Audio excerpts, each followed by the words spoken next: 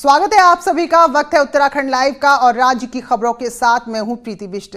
तो ऐसा कम ही देखने को मिलता है जब पूर्ववर्ती सरकार अपने किसी फैसले को लेकर माफी मांगे, लेकिन ऐसा हुआ है। पूर्व मुख्यमंत्री हरीश रावत ने गंगा को नहर घोषित करने के अपने सरकार के फैसले पर सार्वजनिक तौर से आज माफी मांगी। हरीश रावत ने अपनी सफाई में यह भी कहा कि 2016 में उन्होंने सुप्रीम कोर्ट और एनजीटी यानी कि नेशनल ग्रीन ट्रिब्यूनल के आदेश के मुताबिक गंगा किनारे बने लोगों के घरों और व्यापार को बचाने के लिए जनहित में फैसला लिया था।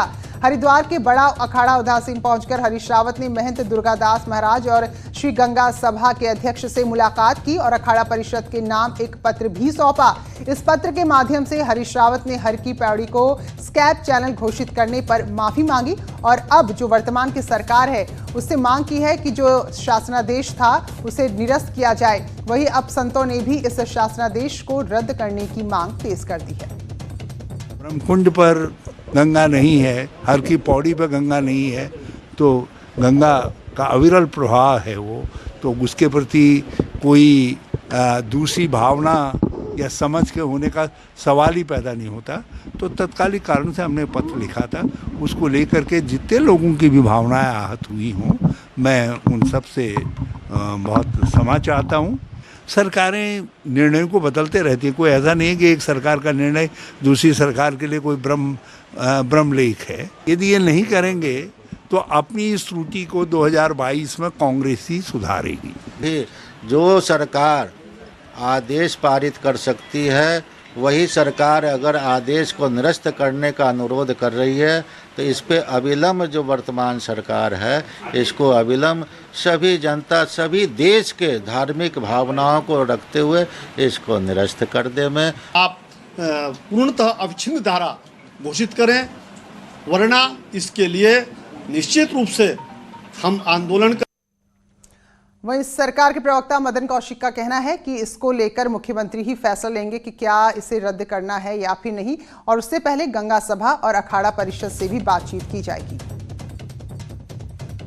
जन भावनाओं का सम्मान करते हुए सब कुछ उसके अनुसार करेंगे, इसलिए इसमें पहले एक बार अखाड़ों के साथ बैठ के और सब गंगा सभा के बैठ के जैसा भी निर्णय होगा मुख्यमंत्री जी ने कहा कि इसको हम करेंगे।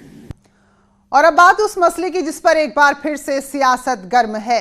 50 साल से ज्यादा उम्र के कर्मचारियों को अनिवार्य रिटायरमेंट देने के मामले को लेकर एक बार फिर से चर्चाएं शुरू हो गई है। अब सचिवालय प्रशासन ने सभी अपर मुख्य सचिव, सचिव, अपर सचिव को पत्र भेजकर ऐसे कर्मचारियों का ब्यौरा मांगा है जो 50 साल की उम्र को पार कर चुके हैं और अब शासकीय कार्य में असमर्थ हैं या फिर बीमार हैं या किसी घोटाले में पाए गए हैं या फिर उनका जो अटेंडेंस रिकॉर्ड है वो खराब रहता है और अपने उच्चाधिकारियों का जो आदेश नहीं मानते हैं। तो ऐसे कर्मचारियों का सीआर भी तलब किया गया है। चीफ सेक्रेटरी के 5 मई के आदेश के अनुसार ऐसे कर्मचारियों को नियुक्त प्राधिकारी बगैर किसी कारण के बताए 3 महीने के नोटिस या फिर 3 महीने का वेतन देकर उनकी अनिवार्य सेवानिवृत्ति के लिए स्क्रीनिंग कमेटी का गठन कर कार्रवाई कर सकता है।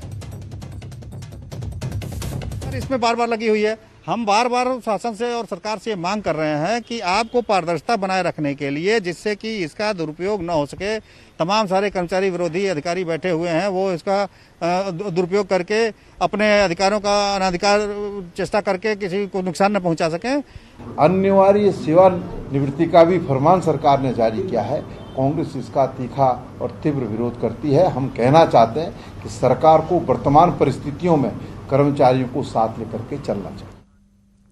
नैनीताल के अमतुल्य स्कूल ने आज 35 कर्मचारियों को नौकरी से बाहर कर दिया और 35 परिवार सीधे अब सड़क पर आ गए हैं। इसके साथ ही कई कर्मचारियों को 15 दिन के अंदर ही आवास को खाली करने का नोटिस भी स्कूल प्रबंधन की तरफ से भेज दिया गया है। दरअसल लॉकडाउन है तो स्कूल ने कर्मचारियों की तनख्वाह देने में आनाकानी की, जिसके बाद कर्मचारियों ने अपनी आवाज बुलंद की तो स्कूल प्रबंधन ने झटके में 35 कर्मचारियों को नौकरी से हटाने का नोटिस स्कूल बोर्ड पर चस्पा कर दिया। अब कर्मचारी स्कूल पर कार्रवाई की मांग कर रहे हैं, तो वही स्कूल प्रबंधन का कहना है कि वो स्कूल ही बंद करने जा रहे हैं। तो ऐसे में किसे रखें या नहीं रखें, पूरा मामला ही खत्म हो जाता है।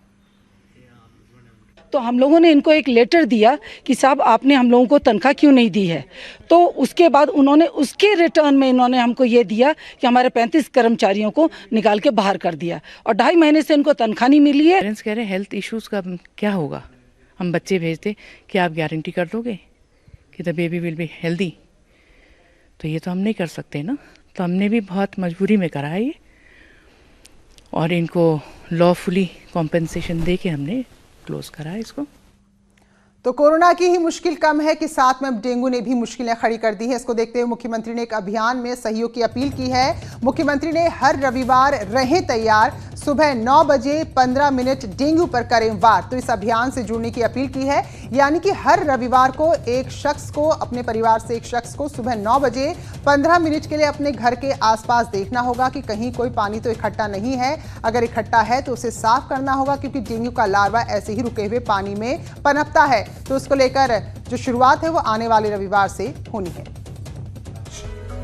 संक्रमित लोगों की संख्या बढ़ रही है, वहीं डेंगू की भी शुरुआत हुई है, और इसलिए मैं आपसे आह्वान करता हूं कि हर रविवार रहें तैयार, हर रविवार रहें तैयार, सुबह 9 बजे 15 मिनट डेंगू पर करें वार।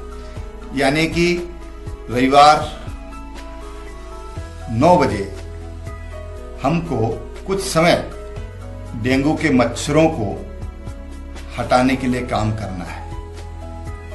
इसके लिए जो महत्वपूर्ण जानकारियां हैं कि अपने घर के आसपास हम पानी जमा न होने दें,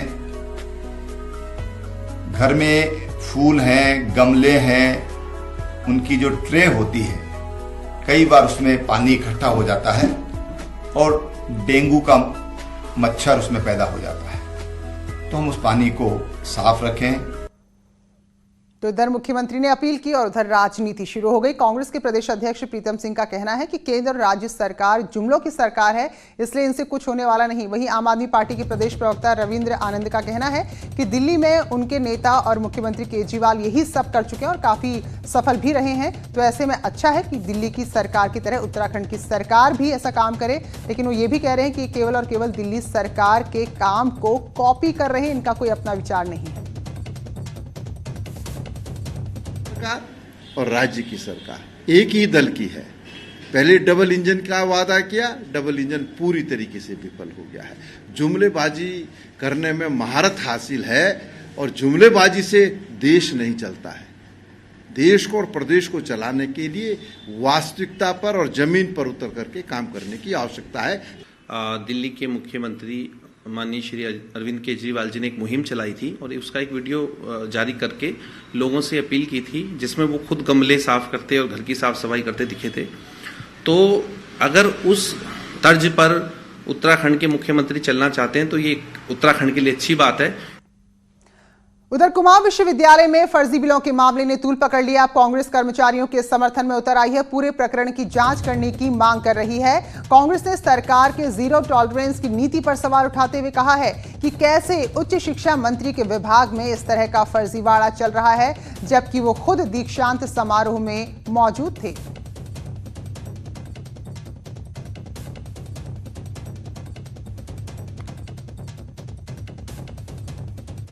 तो चलिए अब आपको दिखाते हैं हुआ क्या है।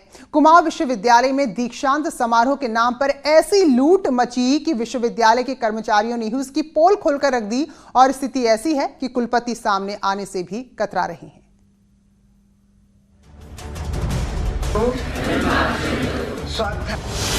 7 मार्च को हुआ कुमाऊं यूनिवर्सिटी का दीक्षांत समारोह सवालों के घेरे में आ गया है। समारोह के लिए विश्वविद्यालय ने 2,27,000 का टेंडर दिया था, लेकिन टेंडर के बाद अलग से लाखों के बिल बनाए गए। 476 लोगों का 1,07,000 का बिल खाने का दिया गया। ठेकेदार को विश्वविद्यालय में ऐसी कमाई दिखी कि 2 कॉफी मशीनों के नाम पर 84,000 का अतिरिक्त बिल दे दिया। वहीं रुमाली रोटी के लिए 90,000 का बिल, वहीं वाटरप्रूफ टेंट के लिए 15,34,000 की रकम मांगी गई। इसके साथ ही वीआईपी कुर्सियों का बिल 2,58,000 का आ गया। इतना ही नहीं, महज 3 घंटे के दीक्षांत समारोह का बिजली का बिल भी 2,72,000 का दे दिया गया। लाखों का गड़बड़ झाला सामने आया तो यूनिवर्सिटी के कर्मचारी जीरो टॉलरेंस पर सवाल उठाने लगे। नहीं, ये इससे स्पष्ट जाहिर होता है कि विश्वविद्यालय के अंदर जो है भ्रष्टाचार पनपने जा रहा है। अगर ऐसी चीज़ों को हम नहीं रोकेंगे तो आने वाले समय में हमारे सैलरी के भी लाले पड़ जाएंगे। जो ये भुगतान हुए हैं कॉन्वोकेशन से संबंधित बिलों का या जिनका भुगतान होना है, उसकी एक स्वतंत्र जो है जांच समिति, उच्च स्तरीय जांच समिति गठित होनी चाहिए। दीक्षांत समारोह के आयोजन का टेंडर हिमालयन फॉर्म को दिया गया था। डीएसबी कैंपस के नए निदेशक ने बिलों में गड़बड़ी होने का अंदेशा जताकर बिलों को पास करने से मना कर दिया।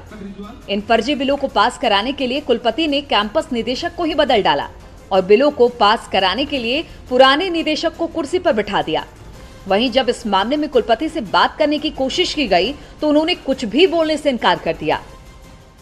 ये कोई पहला मौका नहीं है जब कुमाऊं विश्वविद्यालय पर इस कदर से सवाल उठे हों। इससे पहले भी कई बार विश्वविद्यालय सवालों के घेरे में रहा है, लेकिन जीरो टॉलरेंस की सरकार में जिस तरह से बिलों में गड़बड़ियों के मामले सामने आए हैं, उससे विश्वविद्यालय एक बार फिर सवालों के घेरे में है। हालांकि इस पूरे प्रकरण पर कुलपति ने कुछ भी बोलने से इनकार कर दिया है, लेकिन अब जाँच किसकी होगी, ये भी एक सवाल विश्वविद्यालय के आगे खड़ा हुआ है। वीरेंद्र बिष्ट, न्यूज 18, नैनीताल। उधर टिहरी के थतियूड़ के खयारसी गांव में मुख्यमंत्री ने एग्री बिजनेस ग्रोथ सेंटर का लोकार्पण किया। इस सेंटर में नकदी फसलों के संवर्धन का काम होगा। कैबिनेट मंत्री सतपाल महाराज भी इस कार्यक्रम में मौजूद रहे।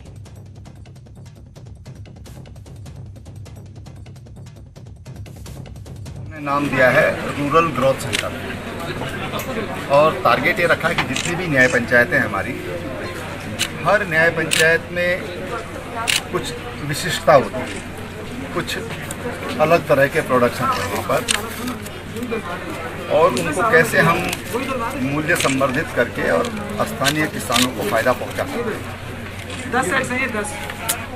ये जो ग्रोथ सेंटर का मकसद है, हम सब जानते हैं कि उत्तराखंड में जैव विविधता से भरपूर है उत्तराखंड। वहीं दो प्राधिकरणों के बीच फंसे ऋषिकेश के त्रिवेणी घाट के सौंदर्यीकरण का काम अब शुरू हो जाएगा। करीब 2 करोड़ 20 लाख की लागत से त्रिवेणी का सौंदर्यीकरण होना है इस घाट का, और इसका काम हरिद्वार विकास प्राधिकरण ने शुरू कराया था, लेकिन सरकार ने ऋषिकेश को MDDA में शामिल कर लिया, जिसके बाद घाट के विकास का काम बीते 2 साल से लटका हुआ है। अब विधानसभा अध्यक्ष ने MDDA यानी कि मसूरी देहरादून विकास प्राधिकरण के अधिकारियों के साथ त्रिवेणी घाट का निरीक्षण किया है और अधिकारियों को जल्द से जल्द काम शुरू करने का, उसे पूरा करने का निर्देश दिया है। मैं इस बात को लेकर अनेकों बार MDD के अधिकारियों से भी मैंने बैठकें की है, और आज मुझे खुशी है इस बात की कि जो ये काम रुका हुआ था, कागज का जो आदान प्रदान था, वो हो चुका। और नैनीताल से बड़ी खबर है, जहां यूपी के विधायक अमन मणि को फर्जी पास देने के मामले में सुनवाई हुई, जिसके बाद हाईकोर्ट ने मुख्य सचिव को आदेश दिया है और याचिकाकर्ता की शिकायत के निस्तारण करने के लिए कहा है। हाईकोर्ट ने कहा है कि 14 मई की इस शिकायत पर 31 जुलाई तक फैसला ले लें।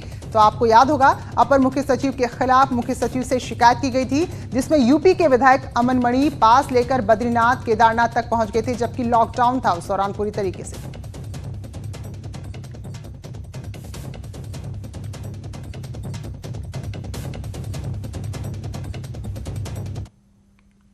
और अब बात करते हैं अल्मोड़ा के पेटशाल की। तो यहाँ 2 लोगों की मौत को 8 दिन बीत गए हैं। वन विभाग ने 3 शिकारियों को इलाके में तैनात भी किया है और साथ ही 6 टीमें बनाकर गश्त की जा रही हैं, लेकिन अब तक कोई कामयाबी शिकारियों को नहीं मिल पाई है। रेंजर का कहना है कि गुलदार की लोकेशन लगातार मिल रही है और जल्द ही आदमखोर को मार दिया जाएगा। तो अल्मोड़ा जिले के नजदीक पेटशाल गाँव है, यहाँ गुलदार आदमखोर हो चुका है और लगातार लोगों पर हमला कर रहा है।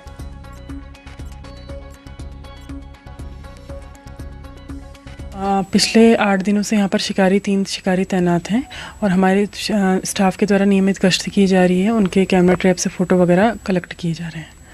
तो और कुछ मोमेंट मिला?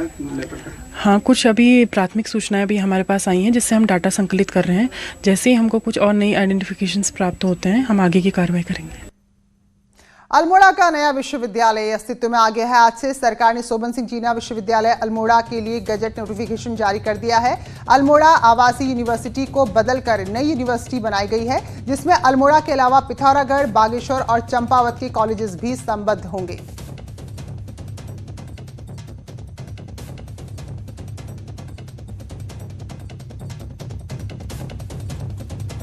तो अब 4 अलग अलग जिलों के जो महाविद्यालय हैं, जो कॉलेजेस हैं, वो इस विश्वविद्यालय से संबद्ध रहेंगे और इसकी शुरुआत आज से होगी है।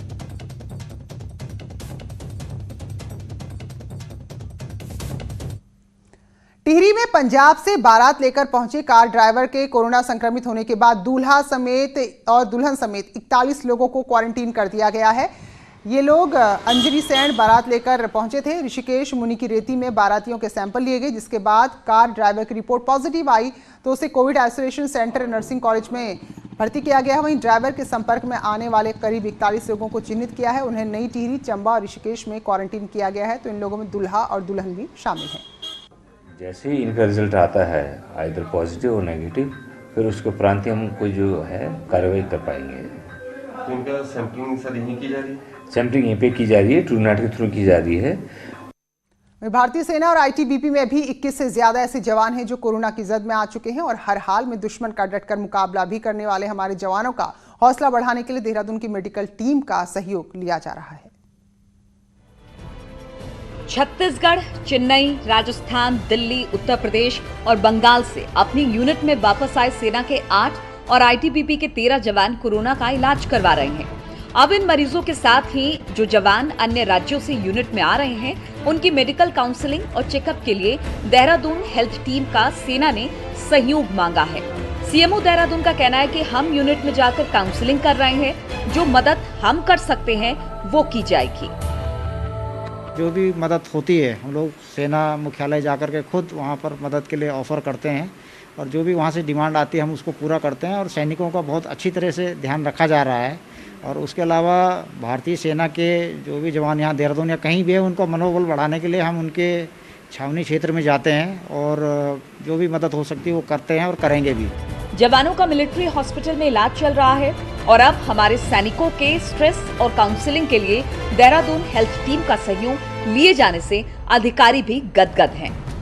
सोल्जर्स की मेडिकल काउंसलिंग से लेकर आर्मी को अगर मेडिकल हेल्प चाहिए तो देहरादून मेडिकल टीम उसके लिए तत्पर नजर आ रही है, क्योंकि मंशा यही है, आम हो या खास, कोरोना से जंग जीतनी है। कैमरा पर्सन अनिरुद्ध रावत के साथ भारती सकलानी, न्यूज़ 18, देहरादून। बद्रीनाथ हाईवे पर ऋषिकेश से देवप्रयाग और श्रीनगर गढ़वाल से रुद्रप्रयाग के बीच 4 स्थानों पर भूस्खलन की वजह से पहाड़ियों का ट्रीटमेंट 3 साल बाद भी नहीं हो पाया है। भारत चीन के बीच अंतर्राष्ट्रीय सीमाओं पर तनाव के चलते फिर से इसे नए सिरे से ट्रीट करने की कवायद शुरू हो गई है। श्रीनगर गढ़वाल और रुद्रप्रयाग के बीच चमधार के साथ फरासू में विशेष तौर पर विभाग के सामने दोहरी चुनौती है। जहां एक तरफ पिछले 3 साल में नए भूस्खलन के जोन बन चुके हैं, वहीं डैम साइट पर अलकनंदा नदी के तेज बहाव की वजह से भूकटान भी लगातार हो रहा है और बद्रीनाथ हाईवे का अधिकतर हिस्सा ऐसा है जो नदी में समा गया है। इससे सड़क संकरी हो गई है। तो अब ट्रीटमेंट करें कि पहाड़ी को और काटें, ये फिलहाल बहुत बड़ी चुनौती प्रशासन के सामने है। 2-2, 3-3 स्थान जो क्रोनिक हो गए हैं, वनरेबल हो गए हैं, इवन वर्षा ऋतु की बारिश में भी वो एक्टिव हो जाते हैं, उनको हमने चेंज ऑफ स्कोप में मिनिस्ट्री को रेफर किया है। जियो टेक्निकल उसका हो चुका है, डिजाइन पार्ट कंप्लीट हो चुका है, केवल उस पर विधिवत और सैद्धांतिक स्वीकृति मंत्रालय स्तर से मिलना शेष है। कोटद्वार में खो नदी में हुए गड्ढों के चलते बनी झील में डूबने से 2 बच्चों की मौत के मामले में जांच की मांग जोर पकड़ने लगी है। मामले में जहां पार्षद पहले ही मजिस्ट्रियल जांच की मांग कर चुके हैं, तो वहीं राजनीतिक दल सरकार को बच्चों की मौत का जिम्मेदार ठहरा रहे हैं। प्रशासन की ओर से बच्चों की मौत को प्राकृतिक आपदा की मौत करार दिया गया है। कोटद्वार में खो नदी क्षेत्र में 2 बच्चों के नदी में डूबने से मृत्यु होने का प्रकरण संज्ञान में आया है और हमारे द्वारा उसमें, मेरे द्वारा और सीओ साहब द्वारा उसमें मौका मुआयना भी किया गया है और उसमें एक रिपोर्ट भी हमारी प्राप्त हुई है कि नदी क्षेत्र में जल स्तर काफ़ी वर्तमान में बढ़ा हुआ भी है बरसात के कारण। तो ऐसे में हिदायत भी दी जा रही है सभी को कि नदी क्षेत्र में ना जाएं। उसके बाद भी ये वहाँ पे इस तरह की दुर्घटना कारित हुई, तो इस दुर्घटना को देखते हुए इसको दैवीय आपदा एक तरह से, क्योंकि नदी में डूबने का प्रकरण है, तो दैवीय आपदा मानकों के अंतर्गत इसका परीक्षण कराया जा रहा है। और पेयजल संकट को लेकर पिथौरागढ़ में कांग्रेस ने प्रदर्शन किया। कांग्रेस का कहना है कि लंबे समय से घाट पेयजल योजना से सप्लाई पूरी तरह ठप पड़ी है, जबकि करोड़ों की लागत से बनी आंवला घाट योजना भी मांग के मुताबिक पानी की सप्लाई नहीं कर पा रही है। कांग्रेस ने पेयजल सप्लाई बहाल नहीं होने पर उग्र आंदोलन की चेतावनी दी है। नई पेयजल योजना बन गई, उसके बाद भी पेयजल समस्या का समाधान नहीं हुआ। घाट पेयजल योजना में रिपेयरिंग कर रहे हैं, उसके बाद भी वो सही तरीके से पेयजल आपूर्ति पूरे शहर में नहीं हो पा रही है, जनता त्रस्त हो रही है। और बड़ी खबर देहरादून से है, जहां डॉक्टर सुनील कुमार जोशी को उत्तराखंड आयुर्वेद विश्वविद्यालय का कुलपति नियुक्त किया गया है। राज्यपाल बेबी रानी मौर्य ने नियुक्ति के आदेश जारी कर दिए हैं। अब अगले 3 साल या फिर 65 साल की उम्र तक जो भी पहले होगा तब तक उनकी नियुक्ति रहेगी। तो उत्तराखंड आयुर्वेदिक विश्वविद्यालय के कुलपति नियुक्त किए गए हैं सुनील कुमार जोशी।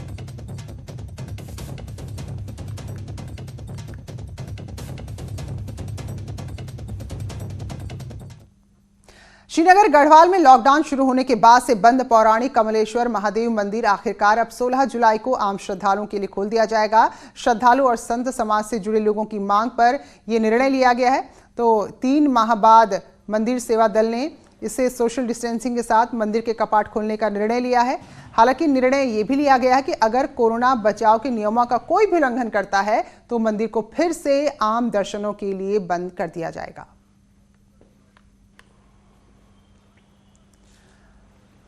और सरकार ने लॉकडाउन पीरियड में कारोबारियों को राहत देने के लिए बिजली के बिलों में थोड़ी सी राहत दी है। सरकार ने बिजली के फिक्स चार्ज स्थगित कर दिए हैं, जिससे कारोबारी को राहत महसूस कर रहे थे। मार्च अप्रैल मई में बिजली का बिल बगैर फिक्स चार्ज के लिए कारोबारियों तक पहुंचा है, लेकिन अब इन 3 महीनों का पुराना फिक्स चार्ज बिल में जुड़कर आ रहा है, जिससे कारोबारी नाराज हैं। कारोबारी बिजली विभाग के चक्कर लगा रहे हैं, आपत्ति जता रहे हैं। हालांकि विभाग का कहना है कि 3 महीने के बिल सिर्फ स्थगित किए गए थे, माफ नहीं किए गए थे, यानी कि उस वक्त भले ही देने की बाध्यता नहीं थी, आगे तो वो देने ही होंगे।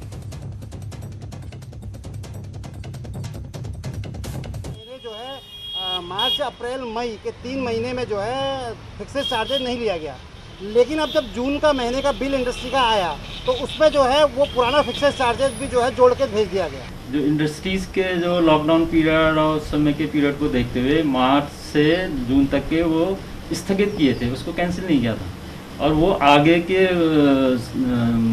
मंथ में किस्तों में देने का उनको एक सुविधा दी। उधर चंपावत जिले में टैक्सी वाहन से अपनी आजीविका चलाने वालों पर आर्थिक संकट खत्म होने का नाम नहीं ले रहा है। लॉकडाउन की मार से और अनलॉक में भी इनको सवारियां नहीं मिलने से परेशान है। का कहना है कि कोरोना के मानकों का पालन और सवारियों की कम संख्या की वजह से वाहन की किश्त तक नहीं निकल पा रही, क्योंकि इसमें से अधिकतर लोग ऐसे हैं जिन्होंने लोन पर अपनी गाड़ियां ले रखी हैं।